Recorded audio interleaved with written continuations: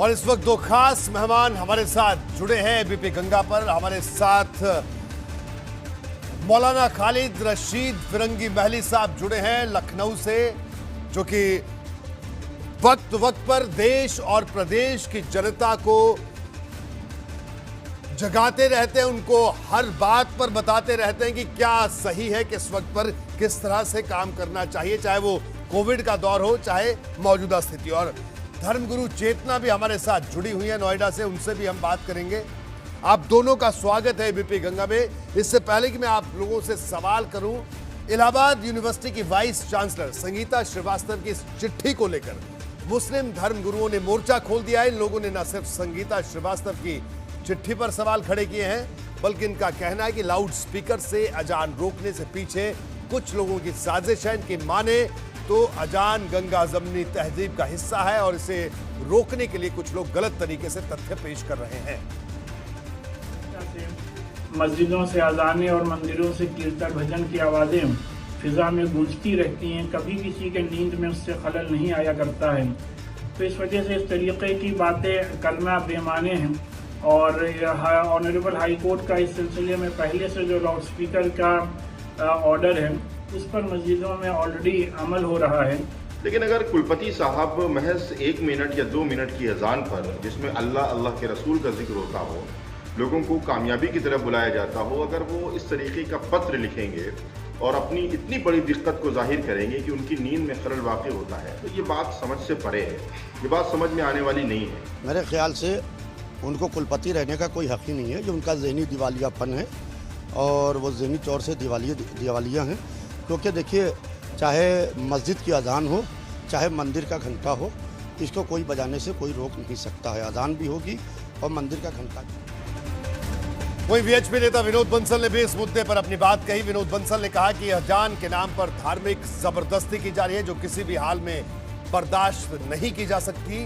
तो वहीं सपा प्रवक्ता अनुराग भदौरिया ने इस पूरे मामले को लेकर भाजपा पर सवाल खड़े किए। प्रश्न ये उठता है कि माननीय सर्वोच्च न्यायालय के बार बार कहने के बावजूद, माननीय उच्च न्यायालयों के अनेक निर्णयों के बावजूद, सरकारों के और कानून के अनेक उपबंधों के बावजूद आज तक ये अपने आप सेल्फ डिसिप्लिन के माध्यम से क्यों नहीं हो पा रहा। और अगर कोई पुलिस प्रशासन कार्रवाई करता है तो तुरंत उसको इस्लाम के विरुद्ध मानने का जो षड्यंत्र ये कुछ इस्लामिक जिहादी तत्व और उनके तथाकथित उलेमा रचते हैं, वो बेहद निंदनीय है। बात मुझे समझ में नहीं आ रही है, जब से भारतीय जनता पार्टी की सरकार इस देश के अंदर में आई है, लगातार यहाँ पे जाति धर्म की राजनीति पे जोर दिया जा रहा है। आखिर क्यों भाई, क्यों नहीं यहाँ पे राष्ट्र निर्माण की बात होती? राष्ट्र निर्माण की बात होगी तो समाज में समाज के विकास की बात होगी। जो यहाँ पे युवा बेरोजगार घूम रहा है, जो बेरोजगारी से आत्महत्या कर रहा है, उसको रोजगार दिलाने की राजनीति होनी चाहिए।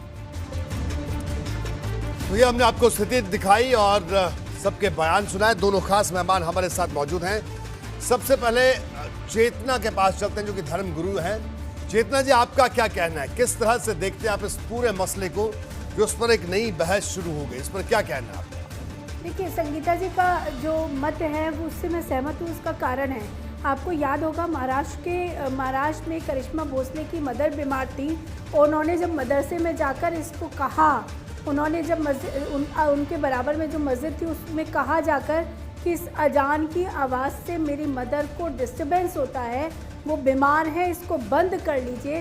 तो जिस एडमेंसी से वहाँ के आज़मी साहब ने उनको धमकाया था और उन्हें ये कहा था कि आप अपना घर बदल लीजिए, तो ये मुझे लगता है कि एक सौहार्दपूर्ण माहौल ये लोग हमको रहने के लिए इस भारतवर्ष में दे रहे हैं। ये सोचना भी व्यर्थ है, ये अब व्यर्थ की कल्पना हो गई है, क्योंकि धार्मिक उन्माद इतना ज़्यादा इन लोगों में है कि ये अपनी प्रार्थनाओं को भी हम पर थोपना चाहते हैं। और निश्चित रूप से जो लेट आवर्स तक काम करता है, हम सब लोग देर रात तक काम करते हैं। सुबह 4 साढ़े 4 बजे जब ये अजान की आवाज़ तेज बहुत शोर गूंजता है, तो इससे नींद में व्यवधान होता है और मानसिक, सबसे बड़ी बात यह है कि मानसिक पीड़ा होती है। क्योंकि ठीक है चेतना जी, हमने आपकी बात सुनी। हमारे साथ मौलाना खालिद रशीद फिरंगी महली साहब हैं, बड़े विद्वान हैं, उनसे हम बात करते हैं और वक्त वक्त पर अपनी राय भी रखते हैं। फिरंगी महली साहब, किस तरह से देखते हैं आप अपने चेतना जी को सुना, हिंदू धर्म गुरु हैं, उन्होंने अपनी बात रखी, बाकी लोगों के रिएक्शन आपने सुने, आपका क्या कहना है?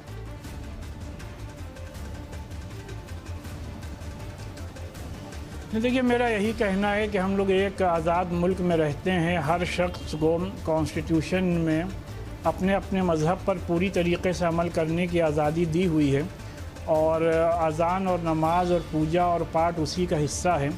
सिर्फ ऐसा नहीं कि लाउड स्पीकर मस्जिदों ही में यूज़ होता है, तमाम मंदिरों में यूज़ होता है, गिरजाघर में, चर्च में यूज़ होता है। और फिर जितनी भी पॉलिटिकल रैलीज़ होती हैं उसमें क्या हशर होता है वो आप लोग बेहतर हमसे जानते हैं।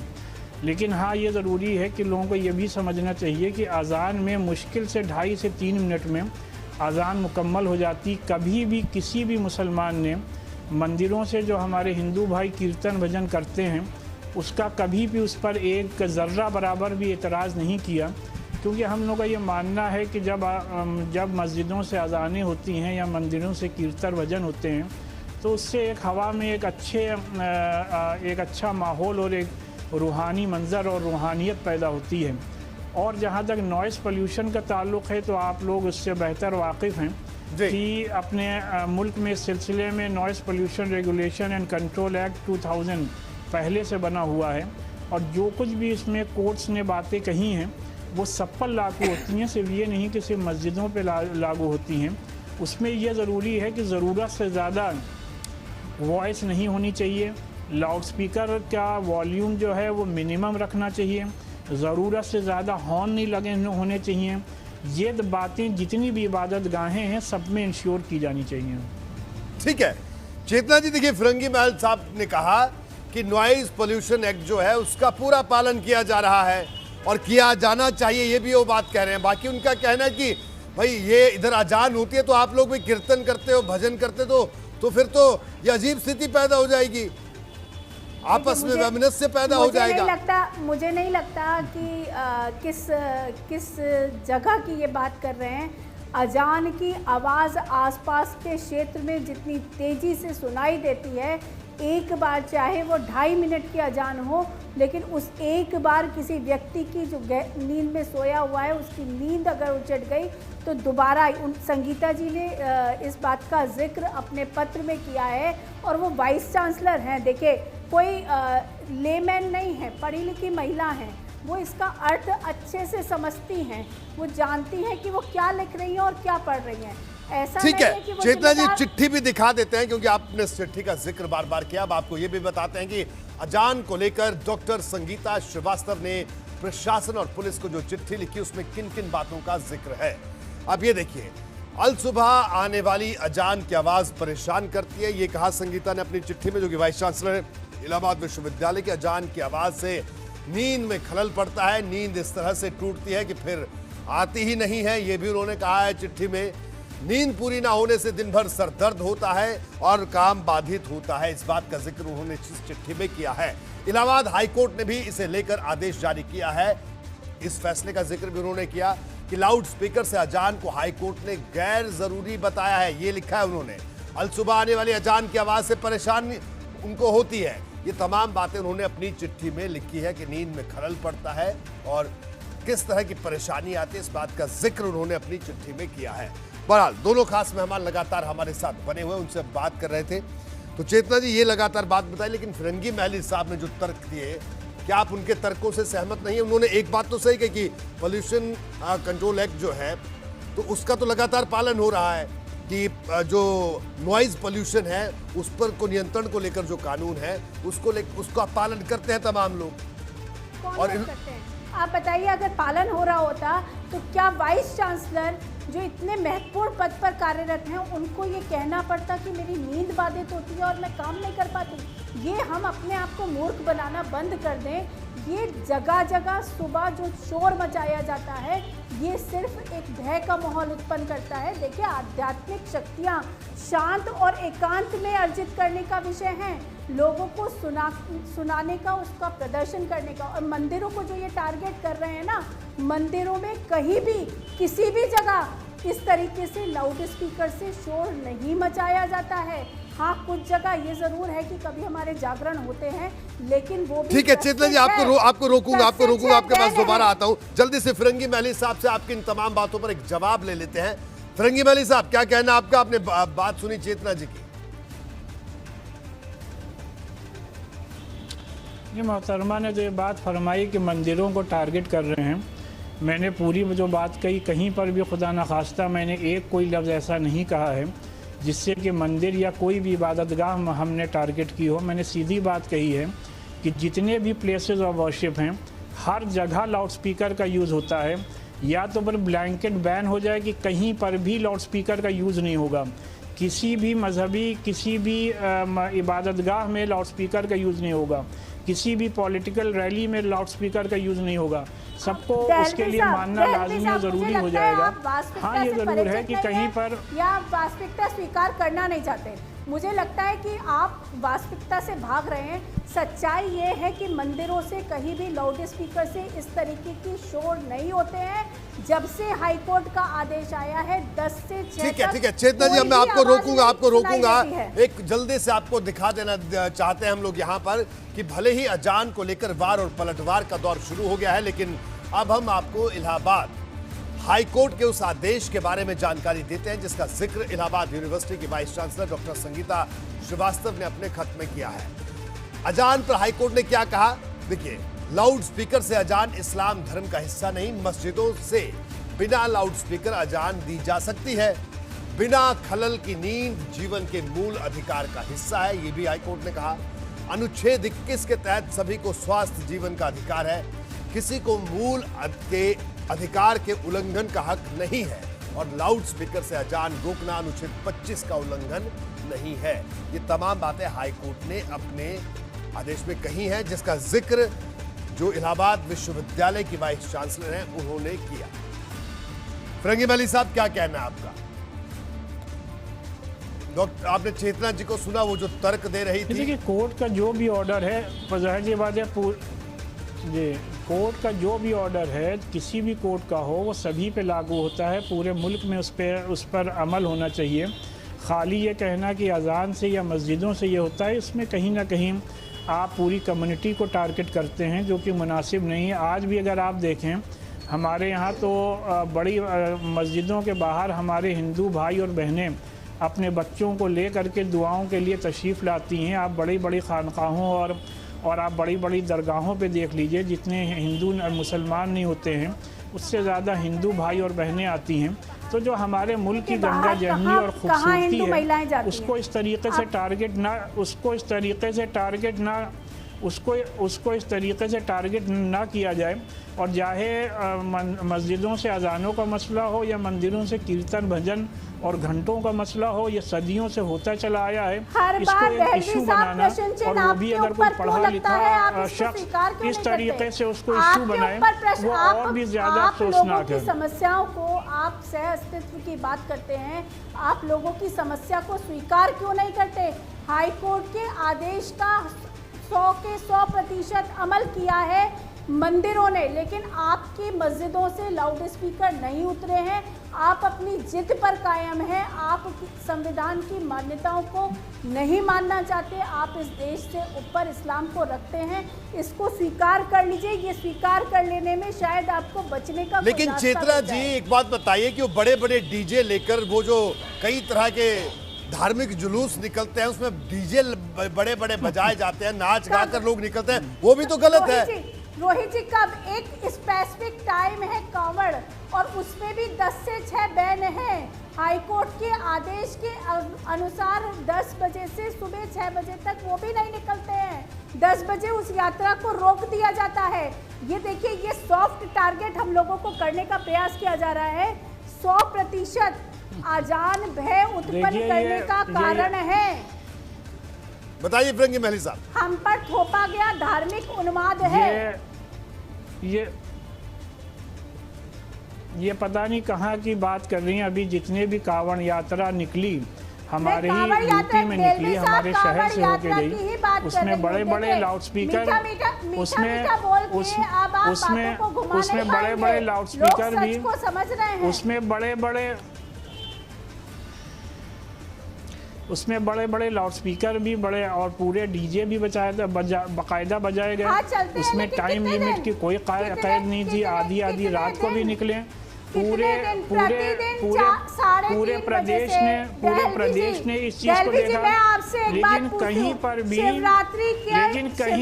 एक भी मुसलमान ने उसके खिलाफ कोई एतराज नहीं किया। आप जो शोर मचाते हैं, आप जो प्रतिदिन 3:30 से 4 बजे शोर मचाते हैं, उससे आपत्ति एक मुसलमान ने भी कांवड़ यात्रा के लिए या कहीं पर कोई भी आपत्ति नहीं की। आप एक एग्जाम्पल नहीं पेश कर सकती हैं जहाँ कांवड़ यात्रा को लेकर के किसी भी मुसलमान ने कोई भी आपत्ति कही हो। आपने जो ये बात कही कि 10 से 6 के बीच में उनमें लाउड स्पीकर नहीं बजता है, मैं ठीक है, मैं आपको रोकूंगा चेतना जी, मैं आपको रोकूंगा। फिरंगी महली साहब आपको भी रोक रहा हूँ। हालांकि फिरंगी महली साहब बड़ी ज़हनियत से जवाब देते हैं, इनके आदत में शुमार है चेतना जी। तो हमें लगता है इसीलिए आज हमने इनको इस पूरी डिबेट में बिठाया कि हम चाहते हैं कि सही पक्ष सामने आए, वो बात जो ठीक बात है वो सामने आए, आपकी तरफ से भी इनकी तरफ से भी।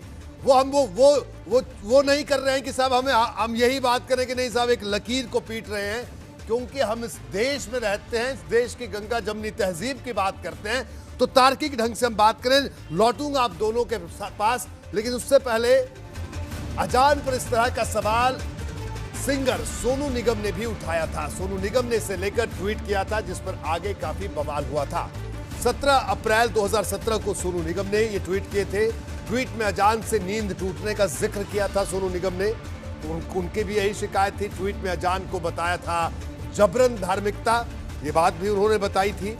लिखा था जब इस्लाम बना था तब बिजली नहीं थी, ये बात भी कही है। बिजली नहीं थी तो लाउड स्पीकर से अजान क्यों, ये उन्होंने तर्क दिया था, जिसको काफी लोगों ने सही भी कहा था। सोनू ने अजान को धार्मिक गुंडागर्दी तक करार दिया था। 17 अप्रैल 2017 को सोनू निगम ने इस तरह का ट्वीट किया था। फिरंगी महली साहब, देखिए सीधा सवाल जो इन्होंने चेतना जी ने भी उठाया, सवाल आपसे ये है कि ठीक है, सोनू निगम का जो तर्क है वो तर्क भी देखिए किसी हद तक सही है कि जब इस्लाम बना तब लाउड स्पीकर नहीं था, या जब हिंदू धर्म सनातन धर्म बना तब भी लाउड स्पीकर नहीं था। तो कुल मिलाकर दोनों तरफों को सोचना चाहिए कि साहब जो धर्म है वो भावना है, वो किसी के अस्तित्व का कारण है, तो हमें उस पर काम करना चाहिए। ये डीजे, ये लाउड स्पीकर कहीं ना कहीं से थोड़ा सा हमें हटना चाहिए। फिरंगी महली साहब, जब सोनू निगम साहब की आपने मिसाल दी, आपने सोनू निगम की मिसाल दी, जब गाना बजाना इजाद हुआ था तब भी लाउड स्पीकर नहीं था, तो अब गाने बजाने के लिए वो लाउड स्पीकर और एम्पलीफायर और सब इंस्ट्रूमेंट्स का इस्तेमाल क्यों कर रहे हैं? जिस अजान से उन्हें बम्बई में तकलीफ़ हुई, उनकी नींद टूटी, उसी के बाद जब वो यूएई गए, दुबई में उन्होंने अपना कॉन्सर्ट किया और वहाँ 5 वक्त की अजानें हुई और कई दिन वो वहाँ पे रहे, उससे उनकी नींद नहीं टूटी। तो ये जो डबल स्टैंडर्ड है, इससे भी हम और आप बखूबी वाकिफ़ हैं। और जिस तरीके से गाने बजाने में लाउड स्पीकर का इस्तेमाल होता है, इन लोगों के कॉन्सर्ट में होता है, उससे नॉइज़ पोल्यूशन ज़्यादा फैलता है कि नहीं फैलता है, ये भी हमें आपको मालूम है। तो इस वजह से मेरी सबसे यही रिक्वेस्ट है कि कहीं पर अगर कोई लोकल इस किस्म की बिल्कुल फिरंगी महली साहब और चेतना जी, एबीपी गंगा आप दोनों से, क्योंकि आप दोनों के, फिरंगी महली साहब आपके फॉलोअर्स की तादाद हम जानते हैं, चेतना जी आपको भी लोग खूब फॉलो करते हैं, तो बिल्कुल मेरा आप दोनों से हम ये बात जरूर कहेंगे, क्योंकि हमें कीर्तन की आवाज भी अच्छी लगती है, भजन की आवाज भी अच्छी लगती है, और लेकिन सुबह सुबह अजान की आवाज भी अच्छी लगती है। तो लेकिन उस लाउड स्पीकर का इस्तेमाल किस तरह से हो, उसकी ध्वनि कम हो, इस बात का जरूर गौर किया जाना चाहिए। क्योंकि कोई भी धर्म, चाहे हिंदू धर्म हो, चाहे मुस्लिम धर्म हो, या कोई और धर्म हो, वो किसी को भी परेशान करना वो नहीं सिखाता है, नहीं बतलाता है, और यही शिक्षा आप दोनों लोग अपने अपने अनुयायियों को देते हैं। तो मैं चाहूंगा कि इस मसले का हल भी कुछ इसी तरीके से ढूंढने की कोशिश हो। आप दोनों का बहुत बहुत शुक्रिया बीपी गंगा से जुड़ने के लिए, हमारे इस खास कार्यक्रम में जुड़ने के लिए, और जो बातें सबको चुभ रही थी, एक पक्ष को या दूसरे पक्ष को, उन बातों को समझाने के लिए, सुलझाने के लिए।